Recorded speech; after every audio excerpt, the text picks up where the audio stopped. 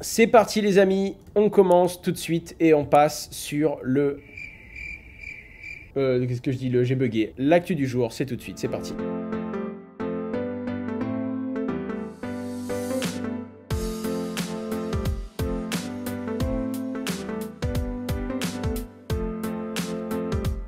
Alors, Paxos va arrêter d'émettre le BUSD de Binance. L'histoire est folle, les gars. Paxos, c'est une société qui tokenise des actifs. Ils font le Paxos dollar, hein. Ils font le Paxos Gold. Le Paxos Gold, c'est une crypto-monnaie où quand vous en détenez une, vous avez l'équivalent d'un once d'or détenu. Donc, ils tokenisent des actifs et ils vous permettent d'acheter sur la blockchain différentes monnaies fiat ou alors monnaies tokenisées. En l'occurrence, c'est Paxos qui était en charge d'émettre le BUSD, c'est-à-dire le stablecoin de Binance. En l'occurrence, le régulateur new-yorkais, d'accord, le New York Department of Financial Services leur a demandé d'arrêter définitivement d'émettre le BUSD. À ce moment-là, gros bordel. Et ce n'est pas seulement le régulateur de New York, mais c'est le régulateur américain, la Security Exchange Commission, qui a pris la parole pour expliquer que selon eux, le BUSD pourrait être considéré comme un security. Un security, c'est un titre financier traditionnel qui doit être enregistré auprès de la SEC si vous voulez en distribuer. Et là, gros problème. Gros problème, pourquoi? 1. Binance panique. Ce que Binance va faire, c'est qu'il y a tout simplement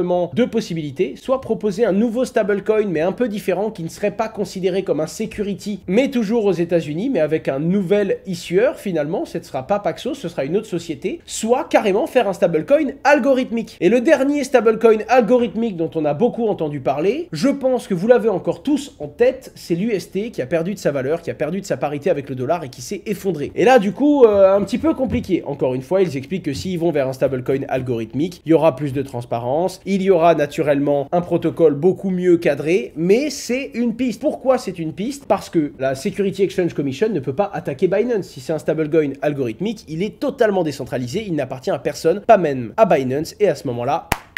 pas de problème. Ce qui est très très drôle, c'est que ce n'est pas le régulateur new-yorkais qui s'est rendu compte que le BUSD pourrait être assujetti et considéré comme un security et donc interdit sur le sol américain. C'est bien plus compliqué que ça. C'est Circle, hein, Circle qui émet le stablecoin USDC, qui est l'un des stablecoins les plus connus, qui a émis des doutes et qui a dit depuis un moment, voilà, nous on pense qu'il y a des doutes à avoir sur les réserves du BUSD. Du coup, le régulateur s'intéresse au BUSD. Le régulateur considère que le BUSD n'a pas lieu d'être. Du coup, Binance doit arrêter d'émettre son BUSD. Mais là, attention, ce qui se passe, les amis, c'est que du coup, on se retrouve à avoir la SEC qui dit non seulement les produits de stacking peuvent être considérés comme des securities, mais en plus de ça, après l'histoire BUSD, le régulateur américain dit que les stablecoins pourraient être reconsidérés comme des securities. Et à ce moment-là, avoir émis un stablecoin était totalement interdit et vous assujettirait à une très très lourde amende. Le problème, c'est que Coinbase, qui a fait le lanceur d'alerte pour que BUSD se prenne un coup dans la gueule, se retrouve dans une situation où si les stablecoins sont considérés comme des securities, eh bien Coinbase eux-mêmes ne pourront plus proposer l'USDC. Et donc très rapidement, Coinbase prêt à aller en justice pour défendre leur offre de stacking et également leur stablecoin, vous vous en doutez bien. Comme quoi, se tirer dans les pattes les uns les autres, voir un Coinbase qui tire ouvertement sur un BUSD, eh ben ils vont peut-être se retrouver dans une situation où il n'y aura pas d'Américains qui auront des stablecoins et qui auront du stacking.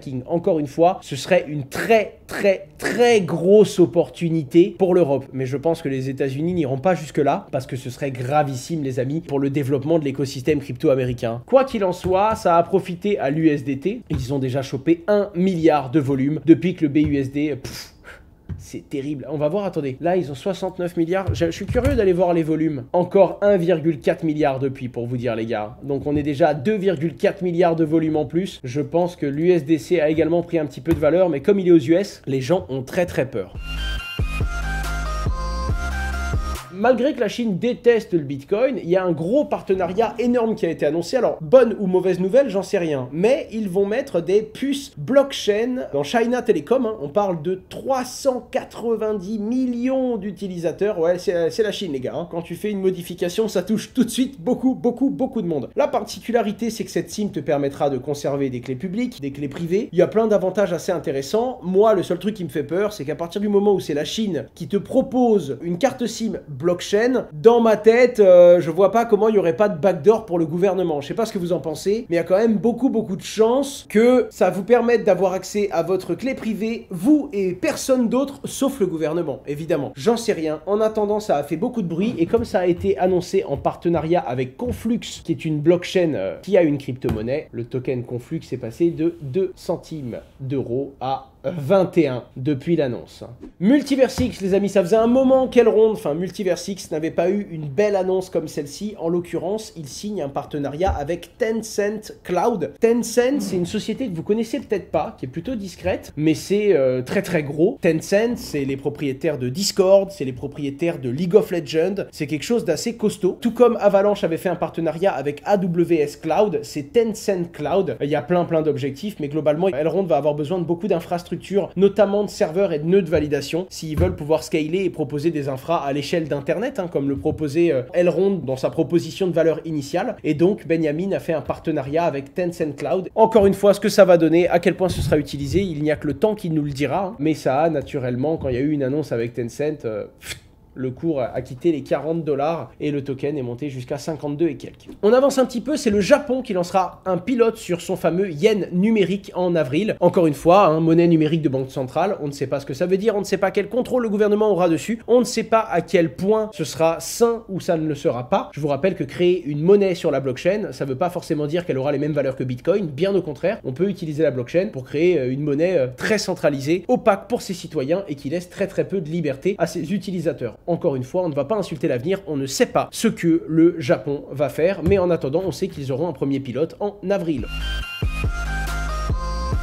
Les amis, on en arrive au moment sponsorisé du live, X-Portal. Alors pour ceux qui connaissent, c'est la nouvelle version de Maillard qui va être lancée le 28 février. Et il y a évidemment un concours avec 50 000 $ de GLD à gagner dont je vais vous présenter tout de suite. Alors globalement, le positionnement qu'ont eu Elrond, c'est qu'ils ont retravaillé, si vous voulez, toute l'image d'Elrond pour en faire Multiversix, qui est un ensemble de différentes solutions qui se sont additionnées et qui proposent différents outils, du monde centralisé et du monde décentralisé. Maillard, l'application mobile qui permettait de recevoir du Bitcoin, de l'Ether, mais également des Elrond, va évoluer et va proposer différentes fonctions. Déjà, il y a une carte de crédit que vous allez pouvoir avoir et qui va vous permettre de dépenser de la crypto. C'est-à-dire que Elrond a racheté une institution financière, ça a été validé par la Banque centrale de Roumanie, et ça va leur permettre de déposer via virement bancaire ou par crédit card de l'argent sur votre compte et de le dépenser, que ce soit avec des stablecoins, que ce soit avec des EGLD. Vous allez pouvoir directement payer et interagir avec la finance traditionnelle, donc faire des paiements par carte, tout simplement, directement depuis votre application Maillard. En parallèle de ça, il y a toutes les autres fonctions de base qu'il y avait déjà là-haut, mais il y a également un chat qui a été rajouté. Le but, c'est vraiment de faire la passerelle entre le Web3 et toutes les différentes applications d'Elrond et votre application, c'est-à-dire votre portefeuille, l'outil que vous avez et échanger avec toute la communauté finalement décentralisée. Sachant qu'il n'y a pas qu'Elrond, vous pouvez également stocker d'autres crypto-monnaies. Et vous pouvez également avoir un onglet app où vous pourrez retrouver et lancer directement depuis l'application toutes les différentes applis très connues d'Elrond. Par exemple, le Maillard Exchange, vous pourrez le lancer directement depuis votre X-Portal. Pour l'instant, il n'y a pas encore l'application, d'accord? Vous pouvez vous inscrire et quand vous vous inscrivez, vous avez une chance de gagner un ticket et d'être tiré au sort. Et en gros, en fait, c'est pas un sexe parce que c'est toi qui détiens ta clé privée, donc c'est décentralisé, mais pour le coup, tu vas avoir accès à certaines fonctions qui, elles, sont totalement centralisées. Donc là, c'est vraiment un bridge entre finance décentralisée et finance centralisée. Quand vous arrivez sur le lien, vous pouvez cliquer sur Join the Launch Championship et là, vous allez devoir vous inscrire et ça va tirer 50 personnes, enfin, en réalité 54. Le numéro 1, 400 EGLD, le numéro 2, 250, le numéro 3, 150 et le numéro 4, 100 EGLD. En l'occurrence, vous pouvez inviter des gens, c'est-à-dire que plus vous invitez des gens, plus vous allez avoir des tickets de loterie et plus vous aurez une chance d'être tiré au sort. Et je crois que les 50 premiers qui ont invité et qui ont fait du referral pour inviter des gens sur X-Portal recevront la carte diamant de X-Portal. Je vais être franc avec vous, je ne sais pas encore quand est-ce que les cartes vont être disponibles. En tout cas, ce que je sais, c'est qu'il y aura des cartes virtuelles en plus des cartes physiques et comme l'avait fait Binance à l'époque, vous pourrez probablement avoir la carte virtuelle avant même d'avoir la carte physique. Il y aura également une section track dans l'application qui va vous permettre de monitorer vos différentes crypto-monnaies. Même si elles ne sont pas sur le portefeuille Maillard, vous allez pouvoir dire j'ai tant de cette crypto, je l'ai eu à tel prix. Le but, c'est vraiment que ça regroupe un maximum de vos besoins crypto dans une seule application mobile, tout simplement. Il va y avoir également l'onglet Play. Le but, c'est que ça va être le gamifier le plus possible. Il y aura accès à certaines applications et certains play to earn d'Elrond et ça va petit à petit s'implémenter, un petit peu comme un Apple Apple Store si vous voulez, mais ce sera un Elrond Store puisque vous aurez toutes les applications qui viennent directement d'Elrond et de son écosystème, quoi. Vous avez, pour finir, un dernier onglet qui sera un onglet actualité qui vous permettra d'avoir toutes les informations de l'écosystème crypto et toutes ces différentes actualités. Moi, je suis curieux pour deux raisons. Premièrement, parce que, je vais être franc avec vous, j'ai trouvé que X-Exchange, c'était un petit peu compliqué. Pour moi, Maillard, c'était vraiment le point pivot d'Elrond. C'est-à-dire que c'était vraiment l'application la plus simple que j'ai connue pour détenir des cryptos. Et c'est vraiment genre, mes parents utilisaient Maillard pour recevoir de la crypto. Parce que c'était évident, c'était simple. Et donc, j'espère vraiment beaucoup que X-Portal va être très simple d'utilisation, très simple d'usage. En fait, j'ai simplement envie de voir, est-ce que X-Portal va devenir pour moi la nouvelle façon de traquer mes crypto-monnaies et la nouvelle façon de les détenir sur mon portefeuille? Ça, c'est une bonne question. En attendant, voilà, vous avez le temps de participer si ça vous intéresse. Si vous aimez Elrond et si leur actualité vous plaise, je vous invite à suivre de près puisqu'ils ont pas mal de choses dans le pipe et que ça va faire un petit peu de bruit quand ça va sortir. En tout cas, il y a encore pas mal de questions sur lesquelles j'ai pas les détails et je n'ai pas toutes les réponses.